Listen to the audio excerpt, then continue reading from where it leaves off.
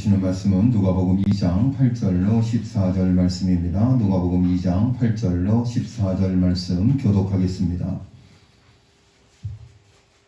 누가복음 2장 8절로 14절입니다. 그 지역의 목자들이 밤에 밖에서 자기 양떼를 지키더니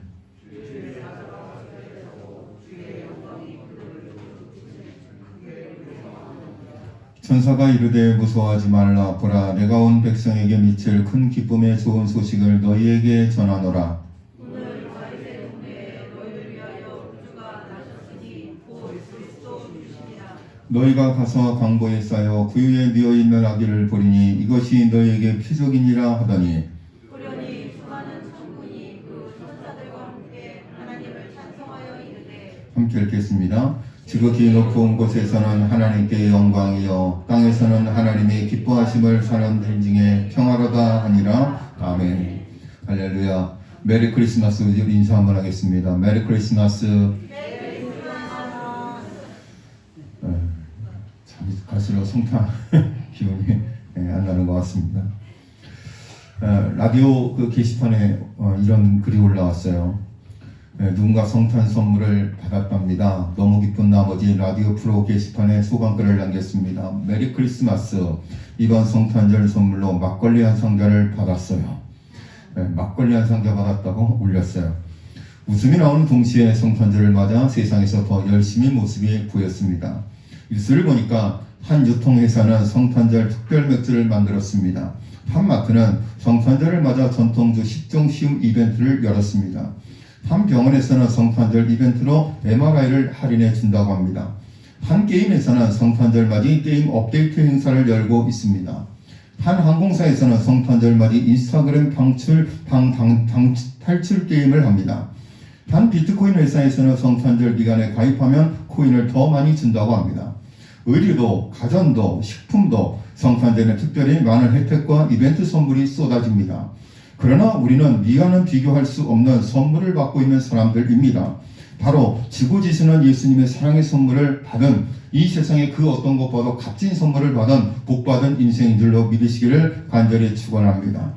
빌립보서 2장 6절로 8절에 보니까 그는 근본 하나님의 본체시나 하나님과 동등됨을 취할 것으로 여기지 아니하시고 오히려 자기를 비워 종의 형체를 가지사 사람들과 같이 되셨고 사람의 모양으로 나타나사 자기를 낮추시고 죽기까지 복종하셨으니 곧 십자가에 죽으심이라. 높은 보좌를 떠나 인간의 몸을 입고 오신 것, 우리의 형제 자매 아들이 되어주신 것, 그것만이 아닌 우리를 위해 죽으신 것, 성찬을 통해 우리가 주님 살과 피를 먹을 수 있도록 아낌없는 방법으로 우리를 사랑해 주셨습니다. 주님의 인생은 주님은 인생의 갈증과 필요 또한 응답해 주셨고 주님으로 내 삶을 가득 채울 때 생명의 기적을 체험하게 하셨습니다. 말 그대로 기적의 선물입니다. 24일, 25일, 26일 우린 세상과 똑같은 기쁨을 취하지 않습니다. 차원이 다른 기쁨이 넘칠 것입니다. 오늘 기쁨에 끊어주신 예수님께 찬양합시다. 큰 목소리로 찬양합시다. 엎드려 전하세, 엎드려 전하세.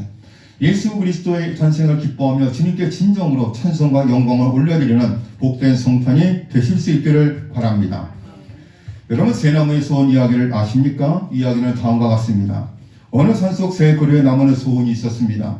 첫 번째 나무의 소원은 왕을 모시고 멋지고 화려한 침대가 되고 싶었습니다. 두 번째 나무는 바다를 항해하는 큰 배가 되기를 원했습니다. 세 번째 나무는 높이 자라나 하늘을 향해 서 있고 싶었습니다. 세월이 흘러 왕을 모시는 침대가 되기 원했던 첫 번째 나무는 말구유로 만들어졌고, 큰 배가 되고 싶었던 두 번째 나무는 갈릴리라는 호수에서 고기를 잡는 작은 배로 만들어졌습니다. 그리고 높이 자라기를 원했던 세 번째 나무는 죄인을 매달아 놓는 십자가가 되었습니다. 이들은 모두 원했던 모양은 아니었지만 소원대로 첫 번째 나무는 만왕의 왕이신 예수님이 태어나 누우셨던 침대가 되었으며, 두 번째 나무는 예수님이 타셔서 사람들을 가르치시고 다니셨던 배가 되었습니다. 세 번째 나무는 예수님이 달리신 온 인류를 구원하신 십자가가 되었습니다. 이들은 모두 자신이 소원하는 것보다 더 영광스럽고 존귀하게 되었습니다. 우리가 어떤 소원을 하든지 하나님은 우리의 소원을 들어주시고 우리의 바람보다 훨씬 더 좋은 것으로 이루어 주실 것입니다. 우리 모든 믿음의 성도들에게 소원이 있을 것입니다. 그 소원이 하나님의 은혜 가운데 내가 바라는 것은 아니지만 더 값어치 있고 더 의미 있게 쓰여질 수 있는 저와 여러분의 인생과 꿈이 될 수 있기를 간절히 소망합니다. 한 인터넷 사이트에서 이런 설문조사를 한 적이 있었습니다. 여러분, 크리스마스 하면 생각나는 것이 무엇입니까? 여러분 많이 들었던 이야기입니다. 그랬더니 별의별 대답이 다 나왔는데요. 3위가 뭐냐 하면 크리스마스 캐럴. 그러니까 크리스마스 하면 제일 많이 생각나는 것이 크리스마스 캐럴. 기쁘다 구주 오셨네. 이게 아니라 징글벨 징글벨 징글올도 이런 거. 두 번째, 많이 생각나는 거 크리스마스 캐럴. 3위가 크리스마스 캐럴, 2위는 크리스마스 트리, 1위는 화이트 크리스마스. 사람들이 크리스마스 성탄절하면 가장 많이 생각나는 것이 화이트 크리스마스, 눈 오는 것을 가장 좋아한다고 합니다. 그리고 예수님이 생각난다고 대답한 사람은 7위에 불과했다고 합니다. 현대의 성탄절은 이미 그 의미를 잃어버린 날이 되어버리고 말았습니다. 성경에 보면 베들레헴 마곡간에서 태어나신 예수님을 축하하던 방문객 중 동방박사들이 등장합니다. 그들은 먼 길을 여행해 도착해 당대 최고 고가품의 황금, 모략, 유향을 아기 예수님께 선물함으로 초라한 마곡간을 초라하지 않게 빛내준 사람들이었습니다. 동방박사들이 어느 나라 사람이고 이름이 무엇인지 성경에 기록되어 있지 않지만 성탄절 하면 떠오르는 이미지에 빠지지 않고 등장하는 인물이 되었습니다. 오늘은 성탄절입니다. 온 성도가 교회에 모여 아기 예수님의 탄생을 축하하는 날임에도 불구하고 코로나19로 인하여서 그 어떤 성탄절보다도 초라한 성탄절이 되지 않을까 하는 그런 안타까운 마음, 또 가슴 아픈 마음이 있습니다. 2000년 전 허름한 마곡간을 초라하지 않게 만들었던 동방박사들처럼 2021년 성탄절을 초라하지 않은 성탄절로 만드는 한국교회와 성도들, 우리 시동교회 교우들이 될 수 있기를 바랍니다. 그하고 그 어떤 성탄절보다도 더 큰 축하의 마음과 더 큰 정성의 선물로 아기 예수의 탄생을 축하하시기 바랍니다. 우리 모두 메리 크리스마스. 그러면 성탄절을 맞이하면서 우리가 회복해야 할 성탄절의 의미는 무엇이겠습니까? 첫 번째, 성탄절의 의미는 예수 그리스도께서 죄인을 위해 나신 날입니다. 11절에 보니까 오늘 다윗의 동네에 너희를 위하여 구주가 나셨으니 곧 그리스도 주시니라. 예수님께서 이 땅에 오신 것은 죄인을 구원하기 위해서 이 땅에 오셨습니다. 고향 임마누엘 교회에서 목회하시는 전담양 목사님의 간증입니다. 아마 여자 목사님이신 것 같아요. 며칠 전 일입니다. 6살 손녀가 다가와서는 무척 심각한 표정으로 물었습니다. 할머니, 언니가 그러는데요. 산타 할아버지가 엄마, 아빠라는데 진짜예요? 할머니가 웃음을 참고 진지하게 답해 주었습니다. 아니야, 산타 할아버지는 진짜로 있단다. 좋은 선물을 주실 거야. 그리고 손녀를 위해 몰래 선물을 준비해 주었습니다. 바라기는 손주가 기뻐했으면 좋겠습니다. 할머니가 정말 사랑한다는 것을 기억해주면 더욱 기쁠 것입니다. 언젠가부터 성탄절은 산타 할아버지에게 선물 받는 날, 재밌게 먹고 마시며 즐기는 날, 크리스마스를 감상하는 쉴 정도로 인식되어 버렸습니다. 그렇다는 걸 다 알면서도 하나님은 스스로 자신을 비워 우리를 향한 선물로 찾아오셨습니다. 성탄절은 우리를 위해 구주, 즉 구원의 주님이 나신 날입니다. 그러므로 성탄절의 주인공은 산타클로스가 아니라 바로 예수 그리스도이십니다. 가톨릭에서는 예수님과 경배하지 않고 마리아까지 경배합니다. 그러나 마태복음 2장 11절을 보면 이렇게 말씀합니다. 아기와 그의 어머니 마리아가 함께 있는 것을 보고 엎드려 아기께 경배하고 복의 압을 열어 황금과 유황과 모략을 예물로 드립니다. 아기와 마리아가 함께 있었지만 동방박사는 바로 아기 예수께 경배했다 기록하고 있습니다. 동방에서 온 박사들이 경배한 대상은 마리아가 아니라 바로 아기 예수였습니다. 성탄절은 선물을 주고받으며 사람들이 즐기는 날이 아닙니다. 성탄절은 파티를 하고서 먹고 마시는 날도 아닙니다. 무엇보다 교회에서부터 세속적인 성탄절 문화가 사라져야 할 것입니다. 예수님이 우리에게 영원한 생명과 구원을 주시려고 이 땅에 인간의 몸을 입고 오셨습니다. 성탄절의 첫 번째 의미는 예수 그리스도께서는 우리를 구원하기 위해 구주로 이 땅에 오신 날입니다. 우리를 구원하기 위해서 오신 그날의 의미가 성탄의 첫 번째 의미인 것을 기억할 수 있기를 바랍니다. 두 번째 성탄절은 평화가 임한 날입니다. 14절을 보면 지극히 높은 곳에서는 하나님께 영광이요 땅에서는 하나님이 기뻐하신 사람들 중에 평화로다 하니라. 이 말씀에 보면 배칭되는 말씀들이 나옵니다. 먼저 지극히 높은 곳과 땅입니다. 그리고 하나님과 사람입니다. 마지막으로 영광과 평화라는 말씀이 나옵니다. 여러분 무슨 말씀입니까? 예수님의 나시는 지극히 높으신 하나님께는 영광이요 땅에 있는 기뻐하신 사람들에게 타는 것입니다. 성탄절은 죄와 불순종으로 하나님과 원수가 된 죄인에게 예수 그리스도를 통한 진정한 평화가 임한 날입니다. 예수님께서 이 땅에 평화를 가져오신 방법은 바로 십자가였습니다. 세상 죄를 지고 가는 하나님의 어린 양으로 오신 예수님은 죄인을 정죄하지 않으시고 용서하셨습니다. 그리고 죄인들이 모든 죄를 담당하시고 십자가에서 피 흘려 죽으셨습니다. 오늘 이 시대가 안고 있는 반복과 갈등 그리고 다툼은 정치적인 방법과 협상으로 해결되지 않습니다. 진정한 평화는 용서와 사랑을 통해서 가능한 것입니다. 오늘 이 사회에서 평화가 없는 이유는 용서와 사랑이 사라졌기 때문입니다. 가정에 평화가 없는 이유도 마찬가지입니다. 더 안타까운 것은 십자가의 산으로 구원받은 성도들이 모인 교회의 평화가 사라져간다는 것입니다. 가정의 평화, 교회의 평화, 그리고 이 사회의 평화는 예수 그리스도의 십자가의 사랑을 경험한 그리스도인들이 예수님처럼 내가 먼저 사랑하고 용서할 때 가능한 것입니다. 여러분, 참 이론적으로 쉽지만 정말 이것을 실천하며 사는 것은 결코 쉽지가 않다는 말입니다. 가정의 평화, 국가의 평화, 교회의 평화, 마을의 평화를 위해서 우리가 먼저 용서하고 사랑하는 예수 그리스도의 사랑으로 살아갈 때 진정한 평화가 임한다는 것을 기억할 수 있기를 바랍니다. 어느 교회에서 세례를 받게 된 여자 성도님이 세례를 받으면서 이런 간증을 하게 되었습니다. 이거는 예수님을 믿기 전에 간염이라는 질병을 앓고 있었습니다. 더 안타까운 것은 사업을 하는 남편이 아내를 돌보지 않고 사업에만 바쁘다는 겁니다. 그러던 중 전도를 받게 되었고 교회에 나와서 세가족 성경 공부를 하게 되었습니다. 그리고 예수님을 믿으면 예수님이 나의 죄를 용서하시고 나의 구주가 되시고 내 마음에 계신다는 말씀을 듣고 예수님을 믿게 되었습니다. 예수님을 믿고 난 이후 이분에게 정말 놀라운 변화가 일어났습니다. 한 번도 경험하지 못했던 평화가 자기 마음에 마치 밀물처럼 밀려오는 걸 체험했습니다. 그러자 그동안 그에게 불안했던 마음, 남편을 용서하지 못했던 마음이 사라져버렸습니다. 이제는 남편을 용서하게 되었고 남편을 대하는 태도가 달라지게 되었습니다. 그뿐 아니라 자기 마음이 변화되고 평화가 임하니 그렇게 자신을 괴롭게 했던 육신의 질병이 간염도 깨끗이 고침받게 되었다고 합니다. 이분이 마지막에 이런 간증을 하셨습니다. 내 마음에 주님이 주시는 평화가 있었기 때문에 인생의 거센 파도를 두려움 없이 타고 넘을 수 있게 되었습니다. 예수님이 주시는 평화, 예수님이 주시는 평화를 통해서 이 세상의 거친 파도를 아무런 부담 없이 두려움 없이 타고 넘을 수 있게 되었다는 이 간증이 저와 여러분에게도 고백되어질 수 있기를 주의 이름으로 간절히 축원드립니다. 예수님이 주시는 평화, 예수님이 주시는 평화. 제가 목회를 하면서 담임 목사님 모시고 다니면서 신방을 하면 꼭 목사님이 세 가족이 물어보는 게 있어요. 자매님, 형제님, 교회 나오고 나서 뭐가 제일로 좋습니까? 무엇이 달라졌습니까? 대다수의 많은 사람들이 잘은 모르겠는데요. 예수 믿고 나니까 제 마음속에 평화가 임했어요. 제 마음이 편안해졌어요. 그런 고백을 참 많이 들었습니다. 저도 모태신앙입니다. 54년 예수를 믿었습니다. 목사, 너는 진짜 마음에 평안함이 있냐? 너는 진짜 지금 마음이 평화롭냐? 하나님께서 모르시는데 가끔은 그렇지 않을 때도 있어요. 마음이 시끄러울 때도 있어요. 속이 복잡할 때도 있어요. 참 괴로울 때도 있어요.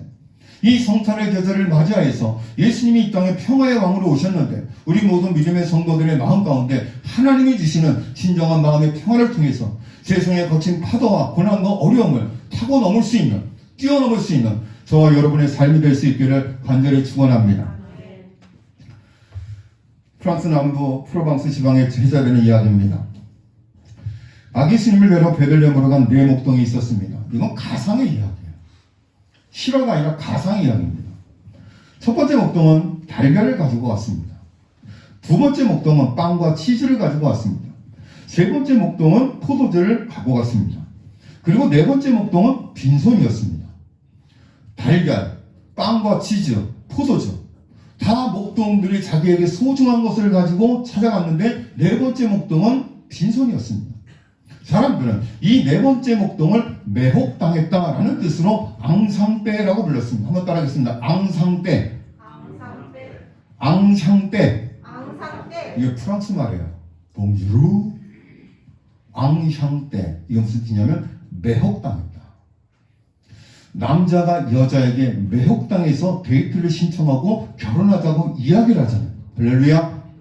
제가 사모님에게 매혹당해서 매혹당할 이유는 하나도 없지만 예를 들자면 제가 매혹당해서 사랑에 빠졌어요. 아무도 아멘을 안 하시네요. 100% 사모님이 목사님이 푹 빠져갖고 결혼한 것을 다 아시기 때문에 아멘을 안 하는 거예요. 제가 이런 이야기를 하면 아무도 안 믿어요. 근데 하나님은 아세요. 앞에 세 목동은 마리아가 아름답다. 마구간이 참 아늑하다. 요셉이 그것을 잘 골랐다. 벽빛이 아름다운 밤이다. 그러면서 선물을 드리면서 막 좋은 이야기를 막 했어요.